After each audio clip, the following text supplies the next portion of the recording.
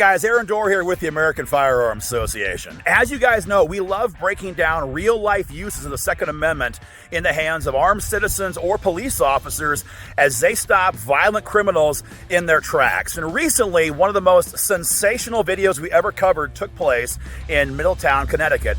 Guys, the video was so incredible, I had to come out here myself and see the location of this shooting for myself, where Winston Tate, a violent psycho who should be in prison, attacked an officer who was by herself and just about killed her.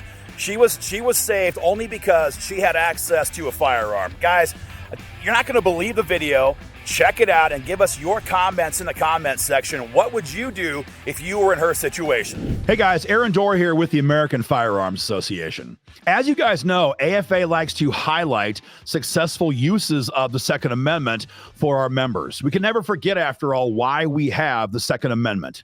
It's not about deer hunting. First is keeping tyrannical government in check, and then is stopping violent criminals like this guy who are bent on murdering us and our loved ones. Now, recently, an AFA member in Davenport, Iowa, sent me this video, and he asked for us to break down this use of force situation, which we're going to do today. Normally, we cover only citizen uses of the Second Amendment. We are, after all, a gun rights organization that fights to defend your gun rights in Congress and in state capitals across the country. Police officers, which is involved in this video here, by nature of their job, are involved in different types of scenarios than what usually encounter us as armed citizens. But this video is so terrifying and is so dynamic, and there's so many great takeaways from this, we decided to make an exception. So I'm going to play this for you at full-time speed, then we're going to back it up and we're going to slow it down. Let me adjust my camera and we'll get this going. All right, here we go. She approaches the house for a noise complaint. Put that down, please. He's screaming at her. He has a hammer in his right hand. You can see him waving it. She calls for backup. And it's about to get ugly.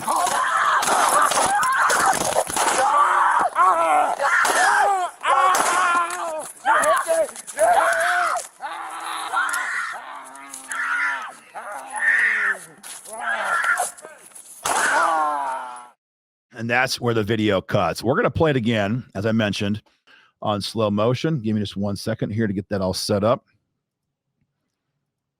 Okay, now again, as I mentioned, this woman is a police officer. I'm going to give her huge credit for how she dealt with this situation, because she was given a crap hand. Because the guy who lives here at this noise complaint, Winston Tate, was well known to the police. He was known for a large history of violent crimes against citizens and against the police. Dispatch apparently forgot to tell this officer that. And so she went there with no backup.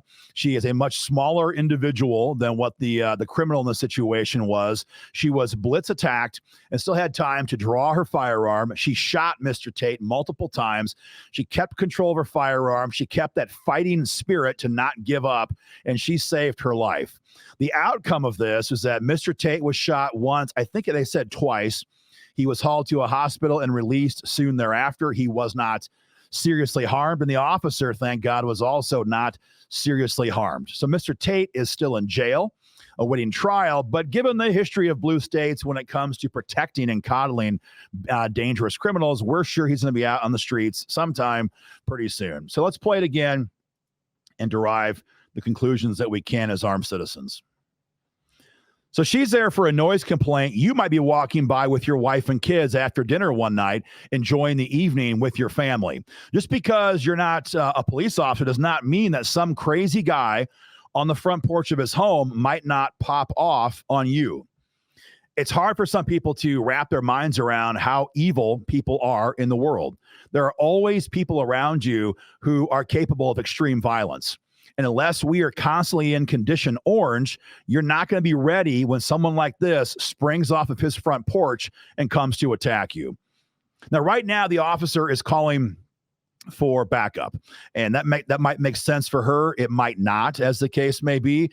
But I want to be clear on this for the armed citizen. When this situation goes like this, and the guy comes off the front porch screaming, he's holding a hammer in his hand, and he begins to rush at you, do not, under any circumstances, believe that your cell phone is the tool for that job.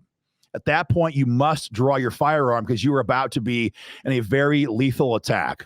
Again, some people who are conditioned to law and order and polite society, their first reaction may be to call 911.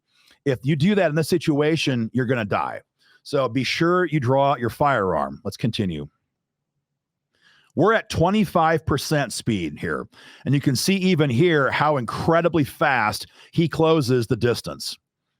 I'm going to stop here in just a second. Never forget that action time is always faster than reaction time. And so if you're on that street with your wife and kids or just out there by yourself, and this guy is running downhill, he is going to close the gap on you way faster than you can ordinarily react. If you haven't seen it yet, check out the Tueller drill from the 1990s.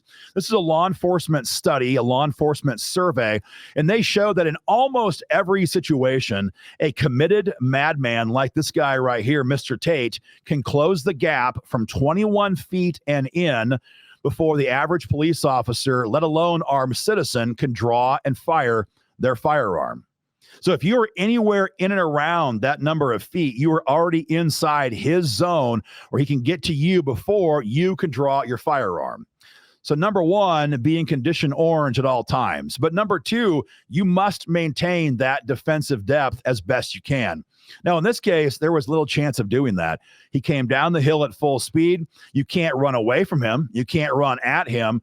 The next best thing there is to get off the X, right? Lateral movement off to the side would have been the next best course of action. So as we practice for these situations, lateral movement drills on the range are a must do if your range will allow for it. Let's hit play again.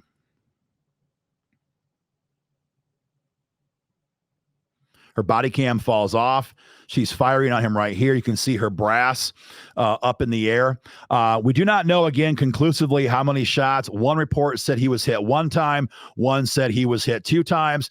But it's important for us to remember that, as kids, you play cops and robbers, right? And when the cop shot the robber and we went bang, well, the bad guy fell down, right? The robber fell down. That's not how it works in real life. And when somebody is this hopped up on rage or on narcotics or whatever is going through his head, one simple shot is not going to result in him dropping to the ground. So if you're in a situation like this, your job is to win the fight. The first person who shoots does not necessarily mean you're going to win the engagement. She shot multiple times. She probably should have shot more, but she was rolling around trying to keep control of her gun most of the time. So get off the X, lateral movements, and shoot until the fight is over. Let's keep going.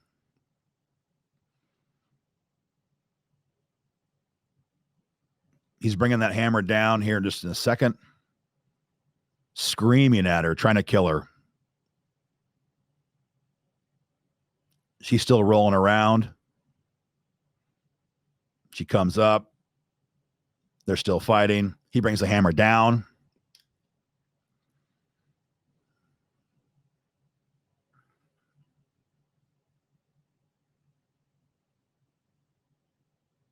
And again, we're at 25% speed, folks. But the cop gets up again miraculously.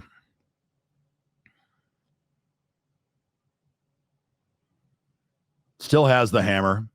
She comes up. Right there, you see her gun is still aimed at him. To be honest, I don't know how Mr. Tate walked away from this. I don't know how he did not wind up with 5 shots in the chest. I do not know how in the world he was able to walk away. The video ends right here. Again, we're not dunking on this officer at all. She had the right mindset. She got her firearm out in time. She engaged Mr. Tate. He is just lucky. He's lucky that he walked away from that situation because she certainly had the right to fire on him right now multiple times in the chest. And for some reason, she chose not to do that. So again, she's a cop. She has to engage. She has to be there. So our first goal is to avoid the fight altogether. That's a given. But once you're in that zone, once you're unable to get away from the fight, we have to remember, number one, be in condition orange at all times to be aware of these types of threats. Number two, action beats reaction. So we've got to maintain that defensive depth. Number three, lateral movement, getting off the X, right? Winning that fight. If you stand there and take that hit, you're oftentimes going to lose. And number four, again, When this happens, do not grab your cell phone, grab your firearm, and be committed mentally to winning the fight. This cop did that. She gets high marks from us. Guys, what are your thoughts? Give us your feedback in the comments section. What did she do right? What did she do wrong? What would you do if you were in that situation? We'd love to get your feedback as well. And guys, finally, join the fight for freedom today at joinafa.org. Thank you.